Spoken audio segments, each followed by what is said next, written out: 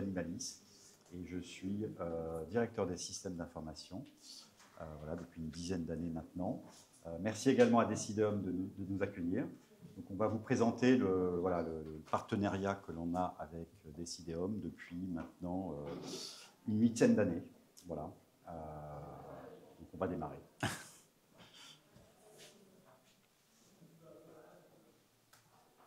Alors, je vais parler rapidement d'Animalis. Donc Animalis, c'est une société spécialisée dans la distribution d'accessoires pour les animaux de compagnie ainsi que la nourriture. Donc à travers un réseau de magasins, on a actuellement 90 magasins en France et un site e-commerce.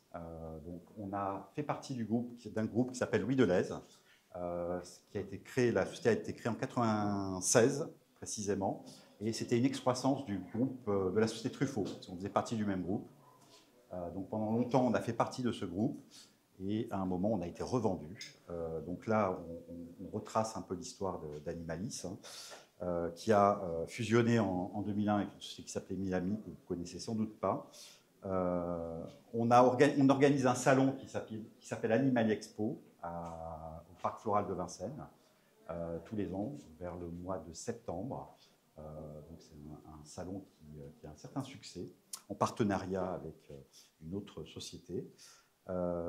On a créé également notre site e-commerce en 2011, donc animalis.com, sur différentes plateformes, hein, puisque effectivement, je ne vais pas rentrer dans le détail. Aujourd'hui, on utilise la plateforme Salesforce, mais on est passé par du PrestaShop, par du Magento, voilà, pour ceux qui sont un peu plus techniques. L'animal de compagnie, voilà, il y a un côté... alors, il faut savoir une chose, c'est qu'un foyer sur deux en France a un animal de compagnie. Donc, un foyer, c'est en moyenne 3 personnes, me dit Olena. Donc, on a 15 millions de chats et presque 8 millions de chiens. D'accord? Donc, on est... Voilà. Alors, si on fait un sondage, en théorie, il y a un foyer sur deux. Donc, si on lève la main, qui dispose d'un animal de compagnie? Ah, bon, j'ai pas réussi à calculer, mais vu que voilà, c'est un foyer constitué de 3 personnes, donc on doit être dans les statistiques. Oui, dites-moi. Ah, bravo. Quel magasin? Alors, il ne faut pas que je bouge trop, hein, ça vous me dites, mais j'ai tendance à bouger beaucoup. Alors, il faut savoir également, c'est qu'à un moment, effectivement, à la création, on vendait des chiots, des chatons. Et puis, à un moment, on n'en a plus vendu. Alors, on a anticipé, parce qu'il y a eu une loi qui a été votée au Parlement il y a 4 ou 5 ans, je ne sais plus précisément. Et donc, nous, on a anticipé voilà. Alors, voilà, il y a cette notion que ce n'est pas bien de vendre un chien ou un chat et qu'il faut passer par un éleveur ou adopter. Alors, c'est pas forcément... Alors, nous, on ne s'y est pas opposé. D'une part, parce que avoir des animaux en magasin, c'est une contrainte. Enfin, voilà. Mais effectivement, on a beaucoup de gens. Souvent, on me dit, bah oui, j'ai acheté mon chat chez Animalis. Voilà. Donc, on vend encore des animaux, mais ce qu'on appelle les nouveaux animaux de compagnie, ça va être les tortues, les petits lapins, ces choses-là. Donc, on a été élu plusieurs fois enseigne préférée des Français dans le domaine de l'animal de compagnie. On est également enseigne pet friendly. Alors pet friendly, ça veut dire quoi? Enfin, vous vous doutez, c'est qu'au bureau, vous pouvez apporter votre animal de compagnie. Voilà, donc vous pouvez venir avec votre chien. Donc si vous venez chez nous, on est à... C'est pas ça, voilà. Alors, bon, il faut bien dire que c'est essentiellement des chiens qui sont là. Parce que si vous avez un chat ou un chien? Un chat, c'est plus compliqué quand même de le faire venir au bureau, on est d'accord. On a tenté, mais non, c'est plus compliqué. Voilà. Alors, comme je disais, on a fait longtemps partie du groupe Louis Delhaize, qui est constitué, enfin qui était, parce que c'est un groupe qui s'est au fur et à mesure, voilà, qui a revendu les filiales. C'est Cora, Truffaut, Oura.fr, Match, enfin toute une galaxie d'enseignes. Et nous, on a été revendus à une société d'origine sud-américaine en 2021, et qui est très diversifiée en Amérique du Sud, hein, qui fait une dizaine de milliards d'euros de chiffre d'affaires, et qui a souhaité investir en Europe pour diverses raisons. et qui a estimé que l'animal de compagnie était un marché en croissance. C'est un des rares marchés, en fait, qui soit en croissance significative. Donc, ils ont investi d'abord en Espagne en rachetant le numéro 1 et le numéro 2, et le site e-commerce numéro 1 également. Donc, c'est les enseignes Skypet, tiennent l'animal, des cliniques vétérinaires. Donc, ils ont 300 magasins en Espagne et 50 au Portugal. Donc, nous, on a été rachetés. Au moment où on était rachetés, on était dans une phase un peu de stagnation. Et là, on a eu un coup de boost, puisqu'on avait à peu près 40-45 magasins. Aujourd'hui, on a 90. Et on est sur un rythme de croissance. On a d'abord commencé par 20 magasins pour l'année 2022. Je me trompe un peu peut-être sur les années, mais excusez-moi. Ensuite 30, et l'année qui vient, ça sera 40 magasins. Donc on a un rythme très très soutenu. Évidemment, voilà, les équipes doivent s'organiser pour pouvoir tenir ce rythme qui est vraiment très très fort. Donc évidemment, ça a des implications sur les systèmes d'information, parce qu'on double, on triple les volumes de données. Il faut aussi adapter ces systèmes d'information. Alors, je reviens en arrière. Alors, comme je disais, donc Animalis, voilà, c'est un réseau de magasins. C'est une enseigne qui est en région parisienne, qui est relativement connue. Qui ne connaît pas Animalis? N'ayez pas peur. Bon, ça va. Donc, on est assez visible, on est assez sur notre marché. On a été longtemps numéro 1, on ne l'est plus. Et l'objectif, justement, c'est de le redevenir. Donc, c'est en ouvrant des magasins, en développant le site e-commerce, en bénéficiant de l'apport du groupe, puisqu'il y a des effets de synergie, notamment sur la partie e-commerce. Et donc, on embauche, évidemment, pour faire face à cette croissance. Sur le site de Paris, par exemple, 80% des personnes qui sont là n'étaient pas là il y a un an. Donc, ça a des implications, évidemment, dans beaucoup de domaines, dans la RH, dans l'informatique. Donc voilà, on propose, on peut voir les produits qu'on propose, c'est des accessoires, c'est l'arbre à chat, c'est la laisse, c'est le collier, c'est le pet food, ce qu'on appelle nous dans notre jargon pet food, donc la nourriture pour nos animaux. On essaye de favoriser aussi nos MDD, parce qu'il faut avoir une taille suffisante pour pouvoir proposer des MDD de qualité, et l'effet groupe permet d'obtenir cela. Voilà, donc ça, j'explique ce que je viens de dire. Donc, nous avons 90 magasins. À la fin de l'année fiscale, on est sur l'année au 1er avril, on devrait avoir 130 magasins. Donc, au mois de mars, je crois qu'on ouvre 7 magasins. On a également un site e-commerce qui propose donc évidemment la livraison à domicile et depuis pas mal d'années déjà le click and collect. Donc, on a très tôt mis en œuvre l'omnicanalité au sein d'Animalis pour pouvoir proposer ce type de service et qui représente aujourd'hui un pourcentage quand même assez important du chiffre d'affaires. Quand on parle d'omnicanalité, on est peut-être entre 20 et 30% du chiffre d'affaires qui est réalisé sur le site e-commerce, qui passe à travers ce canal. Donc c'est un marché en croissance, parce qu'évidemment, il y a eu l'effet Covid déjà. Donc l'effet Covid, les gens ont eu besoin d'une présence, et puis l'animal de compagnie. Alors c'est quelque chose, c'est une tendance qui tout à coup, c'est pas inversé puisqu'elle était déjà là. Et donc on bénéficie de ce dynamisme du marché, du fait qu'on soit nous-mêmes dans une croissance organique, on est au-dessus du pourcentage de croissance de ce marché, évidemment, qui a en 2022 par exemple été en croissance de 11%. Comme je disais, un foyer sur 2 possède un animal de compagnie. Et le budget moyen mensuel, donc c'est un budget. Donc aujourd'hui, quand on vendait encore des chiots, alors on parlait plutôt d'adoption pour des raisons, mais quand on vendait des chiots ou des chatons, on était tenu d'informer la personne, j'espère qu'on l'a fait pour vous, madame, du fait du budget que ça implique. Parce que il faut se rendre compte que c'est pas neutre pour une famille. Alors ici, peut-être qu'on est sur des classes sociales plus, mais tout le monde possède tout le monde, un foyer sur 2. Donc c'est quelque chose, pourquoi on doit faire ça? C'est par rapport à l'abandon, malheureusement. Vous entendez parler des abandons le mois de juillet, mois d'août, et c'est souvent la conséquence de ces problèmes financiers. Alors, Decideum, en fait, notre relation, elle remonte, donc, comme je disais, à 8 ans environ. C'est en 2017. On était utilisateur d'une plateforme, on est toujours utilisateur de cette plateforme qui s'appelle Cognos BI, qui appartient à IBM, mais qui montrait ses limites. Donc, on avait besoin d'un outil de data visualisation. On s'est interrogé, on a regardé Tableau, on a regardé Qlik, et c'est à ce moment-là que notre choix s'est porté sur QlikSense. Donc, c'était sur nos serveurs. Et je ne sais pas dans quel cadre on a arrivé à travailler avec Decideum. Je pense qu'on a été envoyé par c'est la société Qlik qui a dû nous mettre en contact avec Decideum. Alors, les chiffres ne sont pas bons, là, hein, je vous rassure. Donc, voilà, alors on a donc, voilà, et c'est l'initiative, en fait, c'est le département supply. Parce que quand on était encore avec Truffaut, on avait une plateforme logistique qui était partagée.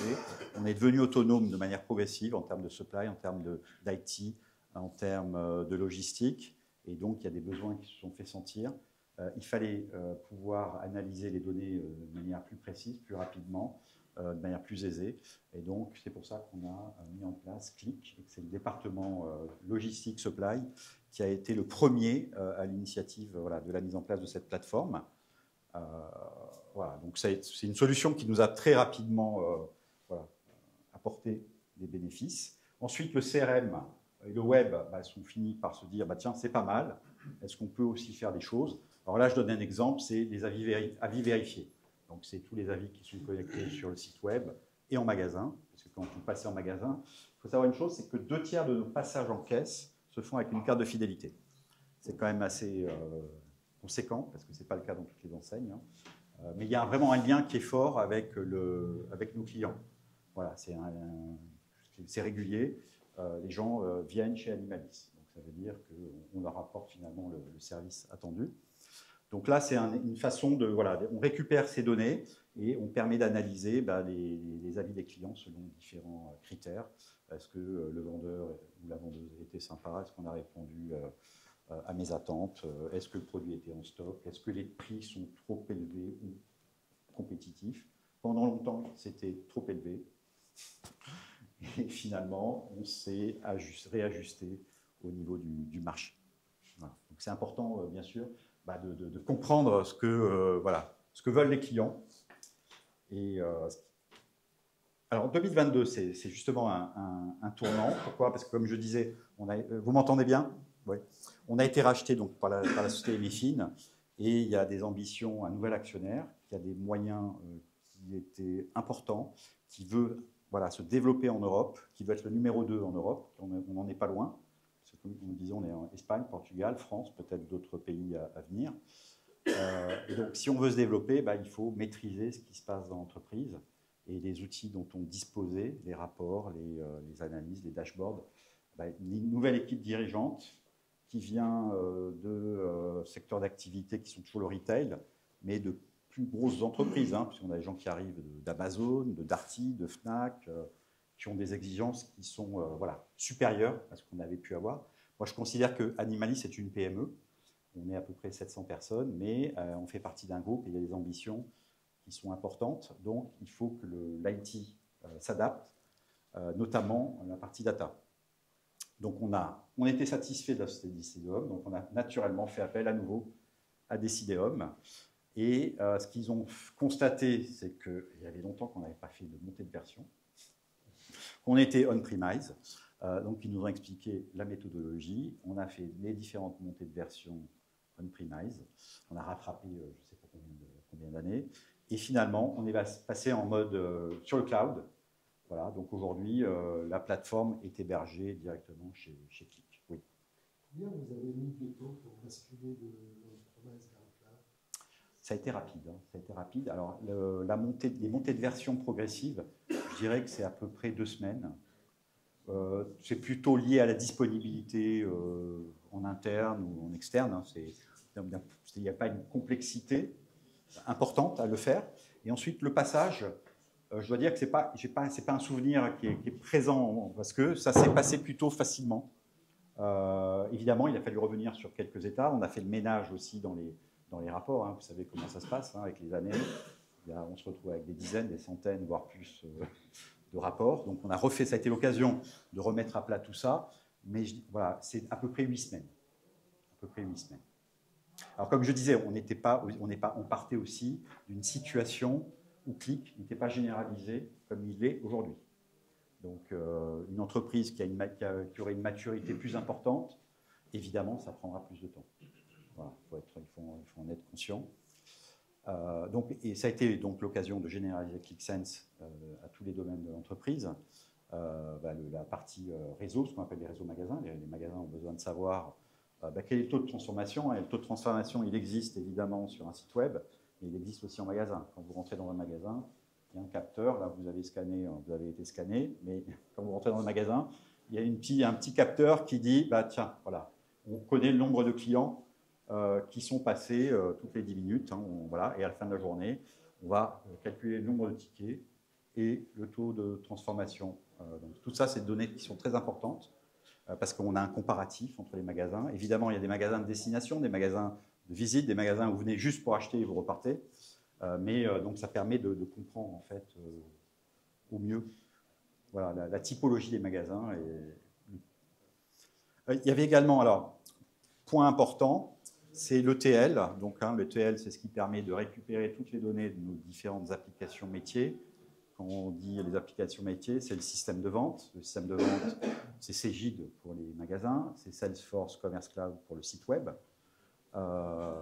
C'est la partie finance, c'est la partie back-office ERP. Donc, toutes les données remontent dans un data warehouse qui ensuite vient alimenter. Alors, ça remonte à travers cette ETL, qui était Microsoft SSIS, qui faisait son job, mais en termes d'orientation de la part, à ce moment-là, de Microsoft, cette ETL, ce n'était pas un axe d'investissement pour eux, quelque chose où ils ont souhaité investir, développer. Et en termes aussi de compétences. Aujourd'hui, sur le marché, vous recherchez des gens pour faire des flux des data, des flux data, des applications vers un data warehouse ou un data lake.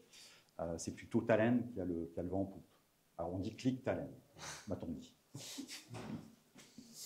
Donc ça a été l'occasion aussi de basculer progressivement de Microsoft SSIS vers Qlik Talend. Et Michael nous parlera de tout ça juste après. Voilà. Et évidemment, quand on a des croissances importantes en termes de volumétrie, les serveurs doivent suivre. Et puis nous, alors c'est bien, les techniciens, on a des systèmes virtualisés, mais à un moment, la volumétrie est telle que... Allez-y. Est-ce que vous avez géré des problématiques de temps réel, des besoins métiers pour consulter les données en temps réel? Alors, en temps réel, ce qu'on a, par exemple, effectivement, c'est le chiffre d'affaires en temps réel dans les magasins. Alors, quand on dit en temps réel, c'est à 10 minutes. Voilà. C'est-à-dire que, à 10 minutes près, on connaît le chiffre d'affaires, on connaît les objectifs, on le compare au même jour que l'année dernière à la même heure, c'est-à-dire aujourd'hui on est jeudi, mais le même jeudi l'année dernière, c'était, alors j'ai appris ça, il faut enlever 364 jours à la date du jour pour avoir le même. Ça c'est Jean-Philippe qui nous a appris ça. Bon, on le faisait, mais on le faisait d'une autre façon. Donc on le compare, voilà, ça nous permet de dire, tiens, jeudi de cette semaine à 14 heures précises, on est à tel chiffre d'affaires, l'objectif il est de temps. L'année dernière, on était à temps. Donc, évidemment, on est en croissance. Par contre, est-ce qu'on respecte l'objectif? C'est autre chose. Et ça, on l'a au niveau de chaque magasin. Donc, alors, les directeurs de magasins, ils sont sur leur téléphone. On évite sur leur téléphone, mais plutôt qu'ils soient en face de leurs clients. Mais... C'est qui vous a permis de faire... Alors, c'est l'ETL, ouais, c'est l'ETL. Parce qu'aujourd'hui, ils n'ont pas accès à Qlik en magasin. Qlik, c'est un reporting qui est mis à disposition tous les matins. C'est un terme, c'est le end-printing, si j'ai bonne mémoire. Mais en magasin, on n'a pas encore mis Qlik. Ils ont encore Cognos. C'est plutôt les services, les départements de l'entreprise qui utilisent Qlik. Donc là, c'est Qlik Talend qui récupère les données, qui les met à disposition de cette application, une application web, à l'ensemble des salariés qui souhaitent connaître. Il n'y a rien de confidentiel sur ces données. Voilà. Mais potentiellement, ça pourrait être Qlik. Mais il y a une notion, évidemment, de coût. si on met du clic à disposition de tout le monde, comme vous pouvez vous en douter, même s'il y a des façons de licencer, au niveau des licences, de pouvoir dire c'est du volume ou des utilisateurs nommés, etc. Donc voilà, donc le passage, voilà. Comme je disais, donc on se libère des contraintes techniques, pas de VPN. On a des gens qui sont en Espagne, en Amérique du Sud, en Suisse. Ils ont un accès clic qui est sécurisé. Ils ont accès à leurs rapports. On n'est pas, voilà, on est en totale autonomie. Ça, c'est très intéressant. Les contraintes techniques, voilà, on en parle. Évidemment, il y a toujours des contraintes, même sur Click Cloud, il y a aussi des contraintes techniques liées à la taille des applications et aux données qu'on peut mettre dans une application. Oui. Vous avez une idée du nombre de transactions de pièces qui peuvent passer par Talend sur 80 magasins? Alors, on est à peu près actuellement en dessous de 10 millions de transactions. Ouais, voilà, à peu près 10 millions de transactions. Donc évidemment, alors voilà, il y a 2 ans c'était 5, aujourd'hui c'est 10. Et ça va croître. Voilà. C'est pour ça qu'à un moment, nos serveurs, il y a le problème de la scalabilité des serveurs, excusez-moi le terme, et puis la sécurité aussi. Il faut que ça passe dans une batch. On met à jour toutes les données qu'on met à jour en temps réel, mais sinon pour le reste, ça reste traditionnel. C'est-à-dire que la plupart des données qui sont injectées dans le data warehouse, ça se fait à partir de minuit. Voilà. Il y a aussi le site web, ils ont tout un tas d'indicateurs. Eux, ils veulent un peu de temps réel. Donc là, par contre, ça se met à jour toutes les demi-heures. Mais uniquement pour le web et le CRM, oui. Si je comprends bien, vous avez juste une partie de données qui est actualisée en temps réel. Oui. Une autre partie, la majorité des données, elle est actualisée une fois le soir. Oui, exactement. Ça dépend du contexte, effectivement. On a, pour le site web, voilà, les gens qui travaillent sur le e-commerce ont besoin, c'est important, hein, parce on peut réagir, j'allais dire, en temps réel, comme vous dites. Hein, voilà, pousser une offre, tiens, qu'est-ce qui se passe? On peut réagir, donc ils ont besoin de comprendre ce qui se passe sur le site web. Et on a partie également la logistique, l'anthropo-logistique. Là, c'est encore plus, là on est à quelques minutes près.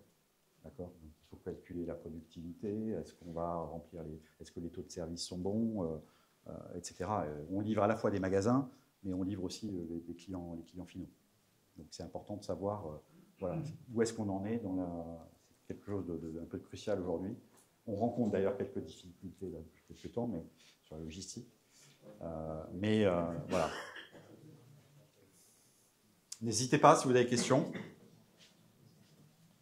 Alors, je vais passer la parole à Michael. Bonjour à tous. Je laisse Franck souffler un peu. Donc moi, c'est Michael Coulange, je suis chez Decidium. Et voilà, j'interviens sur le projet en tant qu'expert technique, notamment sur la partie Talend.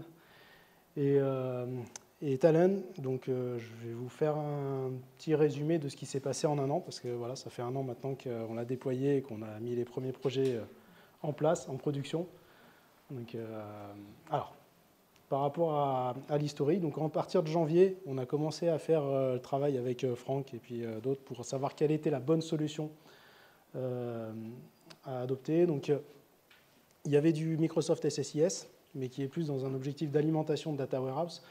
Et là, le besoin qu'on ressentait, c'était de faire du flux aussi interapplicatif. On parlait de temps réel, on n'en est pas encore là, on n'est pas sur du vrai temps réel, parce que côté Talend, on aurait pu prendre la version ESB. Là, on est resté sur la version ETL. Donc, la version ETL qu'on peut planifier toutes les 5 minutes, par exemple. On est sur du pseudo-temps réel. Ça répond un peu à la question. Donc voilà, donc on a retenu Talend. En février, on a fait l'installation de la plateforme. Donc on a installé ce qu'on appelle un Remote Engine. C'est le module qui va faire tourner les flux. Alors, je vais parler un peu de technique, mais voilà, pour changer de la présentation de Franck. Donc on installe un Remote Engine qui, lui, on l'installe on-premise, enfin sur site, et puis il va faire tourner les flux. Les données elles vont rester ici.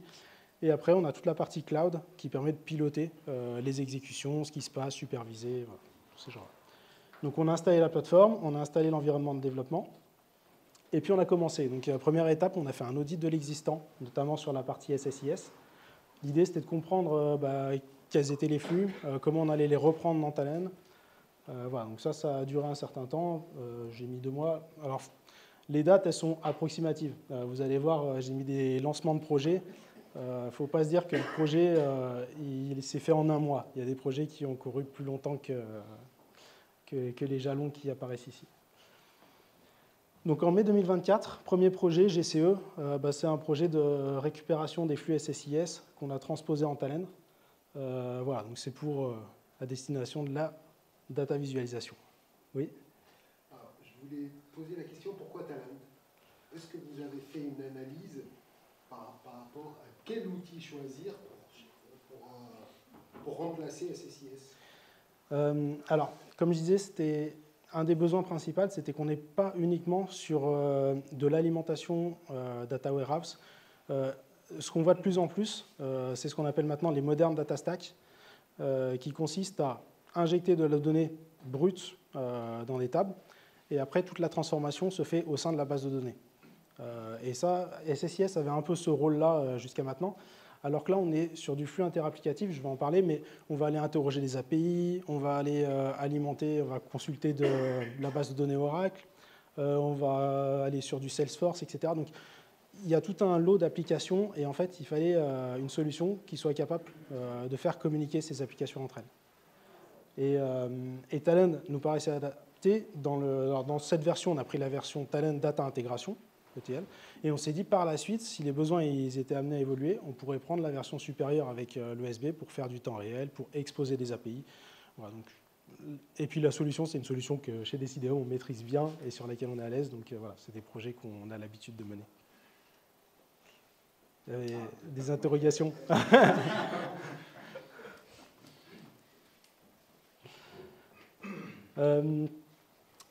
Un deuxième projet qu'on a lancé donc, en juin 2024, justement, on parle d'interactivité avec les partenaires, avec d'autres applications.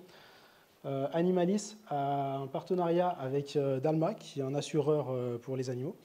Et en fait, l'idée, c'était de dire, voilà, vous avez des clients, s'ils souscrivent à votre assurance, on va créditer une cagnotte côté Animalis. Donc nous, ce qu'on a fait, c'est qu'on a développé un flux Talend pour aller récupérer les informations côté Dalma. Donc on se connectait sur du AWS, un bucket S3, on récupérait un fichier CSV et on est alimenté l'ERP, qui est Cegid, avec des web services en SOAP, pour parler un peu technique. Juillet 2024, nouveau projet. Alors ça, c'est un projet qui est structurant chez Animalis, qui est le WMS. Ils ont changé d'outil de gestion d'entrepôt. Et qui dit changer d'outil de gestion d'entrepôt dit des flux à mettre en place pour faire communiquer l'ERP et WMS. Et ça, donc du coup, pareil, on a mis en place un peu plus d'une dizaine de flux Talend pour venir consommer les données de l'ERP, donc dans des bases de données Oracle, et venir alimenter le WMS avec du format JSON qu'on venait déposer sur du SFTP. Donc à date, c'est fait comme ça. Si un jour ils exposent des API, on pourra aller interroger leurs API. Mais voilà, et c'est des flux qui vont dans les deux sens. Et un autre projet qui a été lancé et qui s'est fait très rapidement, c'est le projet Ship from Store. Alors là aussi, c'est un projet assez structurant chez Animalis. L'objectif, c'est quoi? C'est de se dire, on a des clients qui passent des commandes. Actuellement, toutes les commandes, elles vont passer par l'entrepôt principal. Alors peut-être qu'on a un magasin qui est à proximité et qui permettrait, si les stocks sont là, de récupérer la commande, enfin d'envoyer, d'expédier ce colis depuis le magasin plutôt que de repasser à chaque fois par l'entrepôt. Ça s'appuie sur une solution de Alors pas encore, non. En fait, aujourd'hui, donc on est sur la plateforme Salesforce Commerce Cloud et tous les développements sur la plateforme e-commerce sont faits en Espagne, à Malaga, parce qu'on est, il y a ce qu'ils appellent un digital hub. Ils disposent, on a dans les briques applicatives qu'ils peuvent nous mettre à disposition, il y a l'OMS. Cependant, on voulait aller vite, et donc mettre en place l'OMS, ça voulait dire minimum 6 mois, voire plus. Donc là, on a trouvé des solutions permettant d'aller, évidemment, de faire ça en très peu de temps. Et donc, on ne passe pas par un OMS. On a incorporé les règles de gestion, enfin le Digital Hub, directement sur la plateforme Salesforce Commerce Cloud. Donc le client passe ses commandes. Le client, en fait, n'est pas au courant. Donc lui, il veut commander un sac de croquettes Royal Canin, être livré à Levallois-Perret. il passe sa commande, elle est enregistrée, et il y a des règles de gestion qui ont été positionnées directement sur la plateforme pour aller dire, ils interrogent donc via les web services, donc le stock de chacun de nos magasins, puisqu'on connaît le stock à 10 minutes près de chacun de nos magasins. Évidemment, voilà, à quelques unités près, mais généralement, il est juste.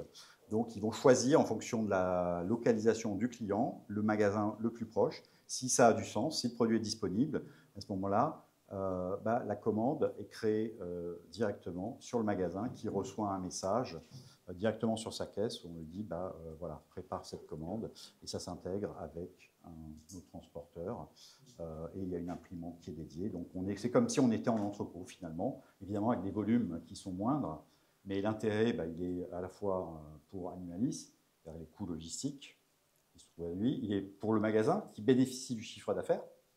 C'est lui qui, voilà, c'est pas le site e-commerce, mais c'est le magasin. Et puis, le client également, parce qu'il ne le sait pas, mais il va être livré beaucoup plus rapidement, potentiellement. Voilà. Mais effectivement, étape 2, ça sera l'OMS.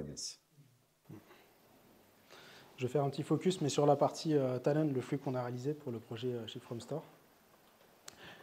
Et du coup, voilà, par rapport à ce projet-là, il a démarré en décembre 2024. Et là, le premier magasin a été mis en production début janvier. On a enchaîné sur un deuxième magasin. Et voilà, l'idée, c'est que ça s'accélère et que maintenant on a pu mettre en production 2 magasins, qu'on aille plus vite par la suite. Et dernier projet là, qui vient de démarrer, Trigger Fidélité. Donc là, c'est du flux pour récupérer les informations clients dans l'ERP, donc via des appels.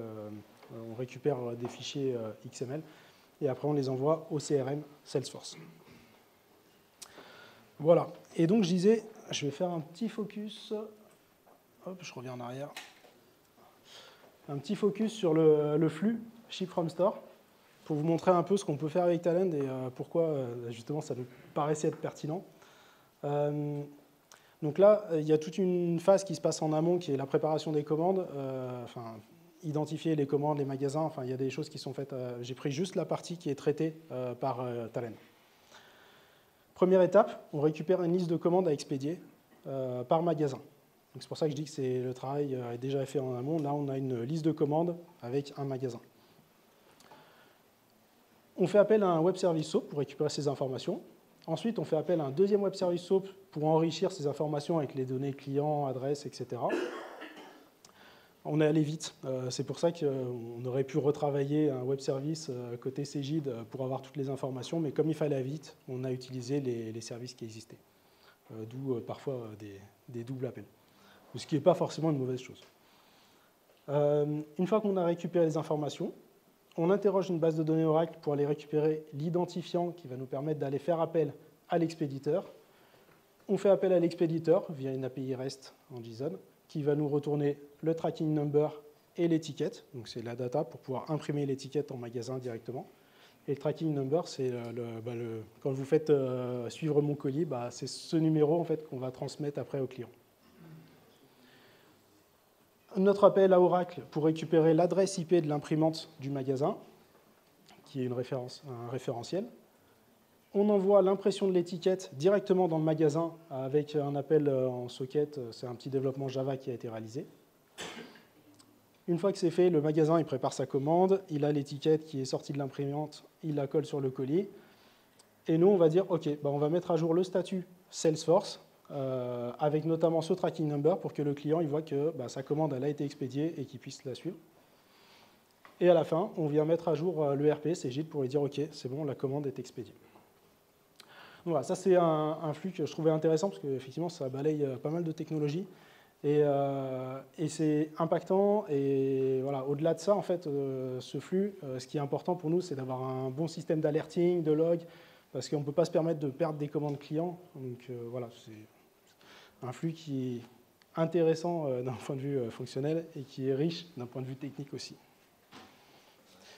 Et juste, bon là c'est pour l'image, je ne vais pas venir vous le détailler, mais c'est pour vous montrer à quoi ressemble un flux Talend. Voilà, donc un flux Talend tel que je les apprécie moi, qui sont bien documentés et bien organisés. Et voilà, là en fait on va retrouver les différentes briques, la récupération des commandes, les informations complémentaires, l'appel à l'expéditeur, etc. En fait, chaque bloc voilà, permet justement de faire ces différentes étapes. Et quelqu'un qui arrive et qui fait la maintenance derrière avec un flux Talend, l'avantage par rapport à du code qui peut être documenté, c'est qu'on va retrouver plus facilement ce qui n'a pas fonctionné et venir corriger si besoin. Voilà. Mais bon, je ne vais pas m'étendre sur cette partie-là. Merci. Alors, je vais parler d'un projet plus spécifique qui est, alors on est une entreprise de distribution, ce qui fait qu'on a des fournisseurs. Et ces fournisseurs, alors ça va du plus gros au plus petit. Alors, pour information, les plus gros fournisseurs dans le domaine du pet food, c'est deux sociétés, une qui s'appelle Nestlé, voilà, et la deuxième qui s'appelle Mars. Donc, et ils ont tout un ensemble de marques que vous connaissez très bien, mais en fait derrière c'est Nestlé et Mars. Royal Canin par exemple appartient à Mars. C'est une société française, historiquement française, basée du côté de Montpellier, mais voilà. Donc et à côté de ça, donc on a des plus petits acteurs. Donc on a à peu près une centaine de fournisseurs, nous. Donc la distribution, c'est un secteur qui est très réglementé, hein, la relation avec le fournisseur, c'est très très réglementé. Donc on doit respecter la législation, notamment sur les prix. Voilà. Qu'on soit Carrefour ou le petite boutique du coin, le prix avance, le prix doit être le même. D'accord ? Évidemment, à la fin, le prix que paye Carrefour, ce n'est pas le même que le prix qui est sur la petite boutique et à quelques mètres. Donc, il y a des mécanismes permettant de venir réduire, venir dégrader le prix de départ. Je fais de l'EDI, je livre depuis mon entrepôt, je mets mes produits en avant dans un dépliant, dans le rayon.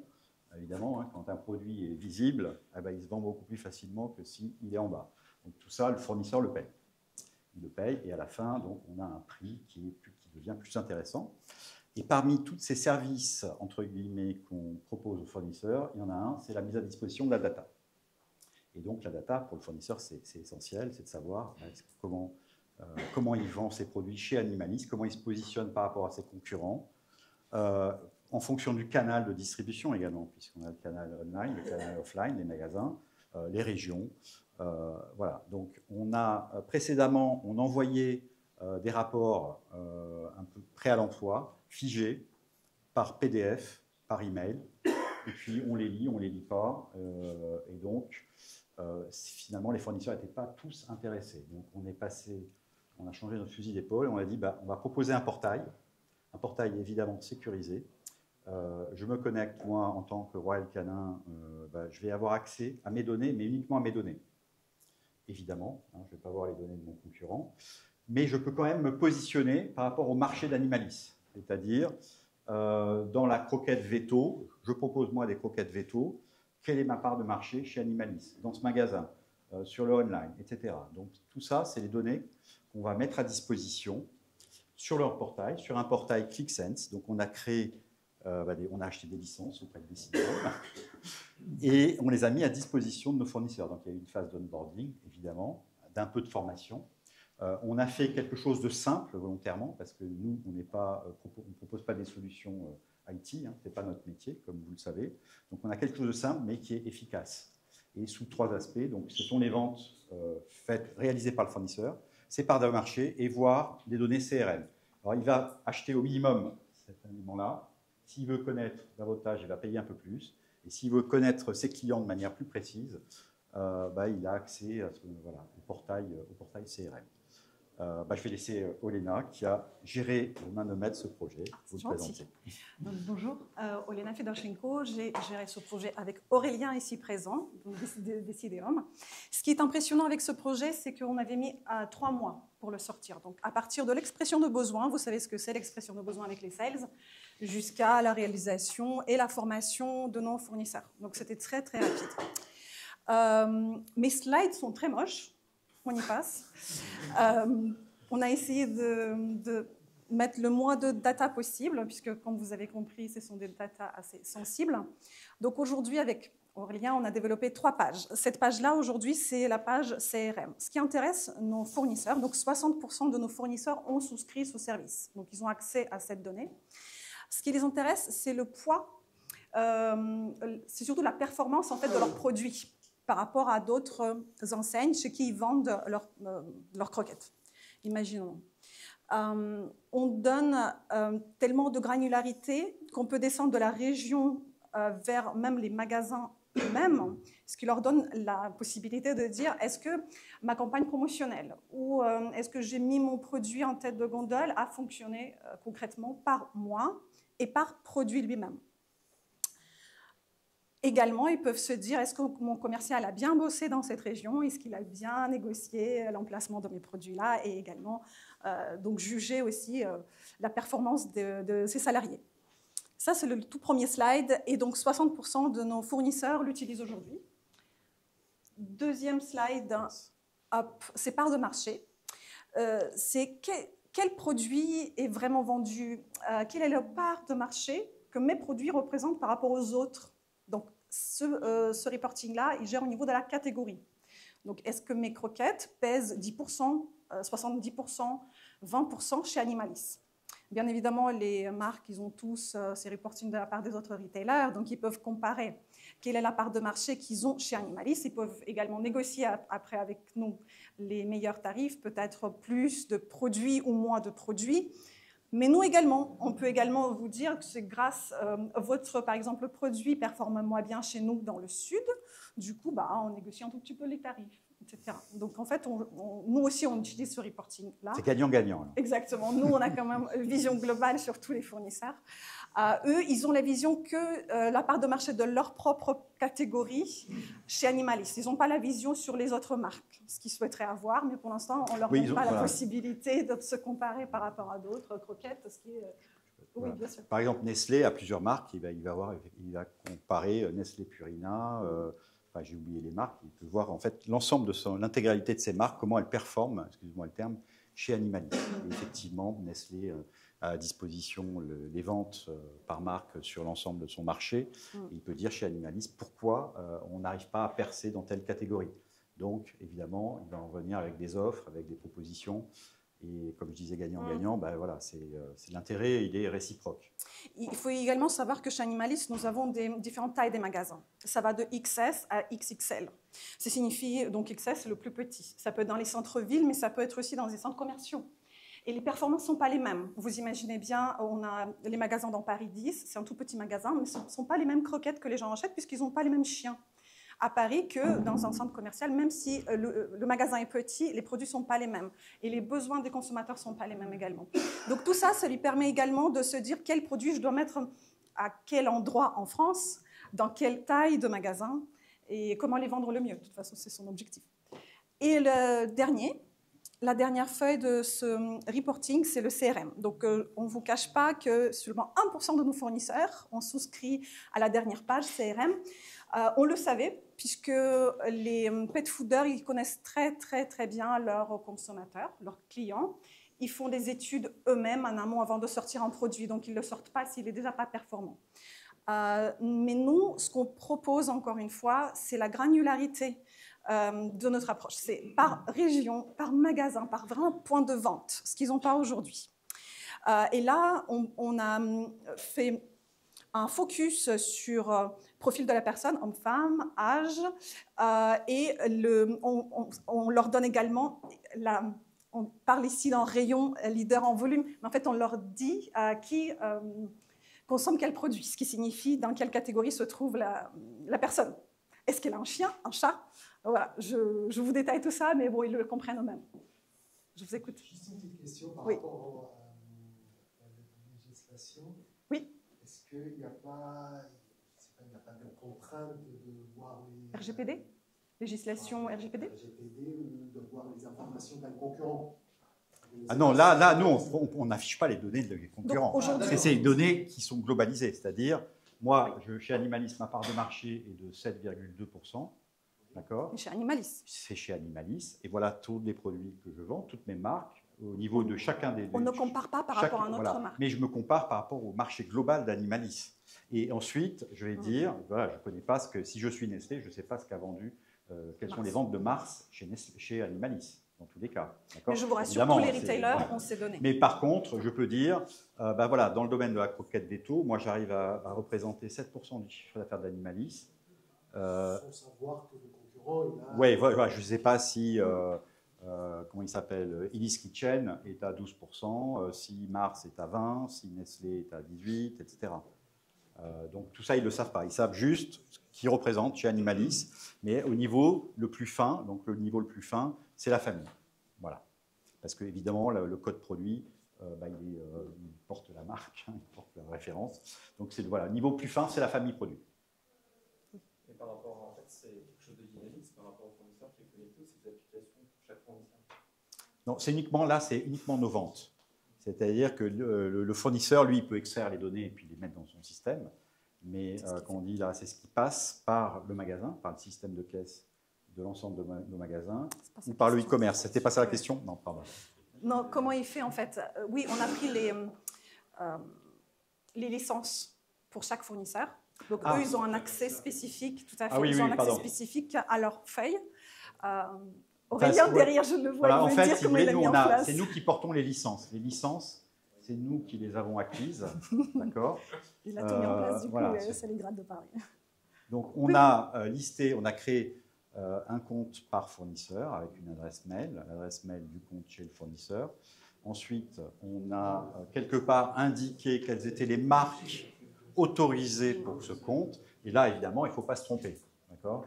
Quand on dit que l'acheteur, le vendeur de Nestlé, il est chez Nestlé, il faut qu'on liste toutes les marques de Nestlé sans en oublier une, mais sans en rajouter une qui ne appartiendrait pas à Nestlé. Donc évidemment, ça s'est passé par plusieurs niveaux de validation, hein, puisque ça, c'est extrêmement... voilà. Donc là, il n'y a pas de... Voilà, aujourd'hui, on a vraiment une étanchéité entre ce que peuvent voir chacun de nos fournisseurs. Voilà, c'est... La question, c'est plus si on a une seule application clic pour tous les fournisseurs. Oui. Tout à fait. Oui, voilà, c'est alors, techniquement parlant, c'est le Section Access, nous dirait Aurélien. Je comprends que vous êtes à l'initiative de cette idée-là. On le faisait déjà. On le faisait déjà, mais de manière peu passive, et du coup, ça avait pas suffisamment de succès, entre guillemets, auprès des fournisseurs. Ce qu'on peut imaginer, c'est qu'à un Mars ou un Nestlé, ils n'ont pas envie de recevoir autant de formes de reporting que de clients pour eux. Est-ce que du coup, ils ont enclenché l'étape 2 qui consisterait à vous demander de respecter un certain formalisme, une certaine forme pour que eux derrière puissent consolider? Est-ce qu'ils vont essayer de reprendre la main là-dessus? Comment vous sentez? Aujourd'hui, de ce qu'on a, les retours des fournisseurs qui utilisent ces reporting, déjà ils se connectent une seule fois par mois. Souvent, ils font un clic droit à Export Excel. C'est pour ça qu'ils sont assez moches, pas aussi jolis. Il est où Loïc de tout à l'heure qui m'a posé la question pourquoi c'est aussi moche? En fait, c'est pratique. Et après, je pense qu'ils compilent ça dans un seul Excel avec tous les autres retailers où sont présents leurs marques pour faire un truc global. Alors, quand vous faisait partie, quand vous faisait partie du groupe Louis Delhaize, ils avaient au niveau de la centrale d'achat, elle était commune à Carrefour. Et effectivement, de manière automatique, nous on transmettait tous les mois les données quelque part de façon sécurisée en Suisse. Et c'était la centrale d'achat qui se chargeait de facturer les fournisseurs de la centrale d'achat. Mais il est évident qu'à un moment ou un autre, on devra aussi passer par là. Mais là, l'intérêt est pour les fournisseurs de plus petite taille. Voilà. On a des très grosses multinationales, mais on a aussi des sociétés qui font quelques millions, quelques dizaines de millions d'euros de chiffre d'affaires, et qui se lancent, qui sont un peu comme des startups aussi, et qui ont besoin de comprendre comment leurs produits sont vendus, comment ça évolue, comment ils se positionnent, etc. Mais quand le projet sera là, toi, Michael, tu nous aideras, je pense, à mettre en place des flux. Non, tout est dans ta lèche. C'est ça. On ne parle que des clients fidélité. Ici, là, sur ce CRM, évidemment, oui. Ouais. Sur les autres, non, c'est tous les clients. C'est ça. Donc là, sur cette feuille-là, oui. Alors voilà, et comme disait Olena, on a beaucoup de chance, c'est que les clients utilisent leur carte de fidélité, voilà, parce qu'ils cagnotent, ils ont des offres. Mais on a pris parti, par exemple, de ne pas donner l'âge exact Voilà, donc c'est de 18 à 29. Je ne me rappelle pas, on a fait 5 groupes avec Aurélien. Encore une fois, aujourd'hui, ce n'est pas énormément utilisé. Moi, personnellement, ça m'intéresse parce que je me dis, est-ce que c'est des femmes qui ont plus de chats? Oui. Est-ce que ce sont les hommes qui ont plus de chiens? Oui. Quel âge? Voilà, donc c'est intéressant pour nous, personnellement, chez Animalis. Mais encore une fois, les fournisseurs, ils connaissent. Alors moi, j'ai toujours entendu, l'acheteur moyen chez Animalis, c'est une femme, elle a 35 ans. Voilà. Possible. Est-ce que vous avez des questions? Merci pour votre attention. Et si vous avez d'autres questions, n'hésitez pas.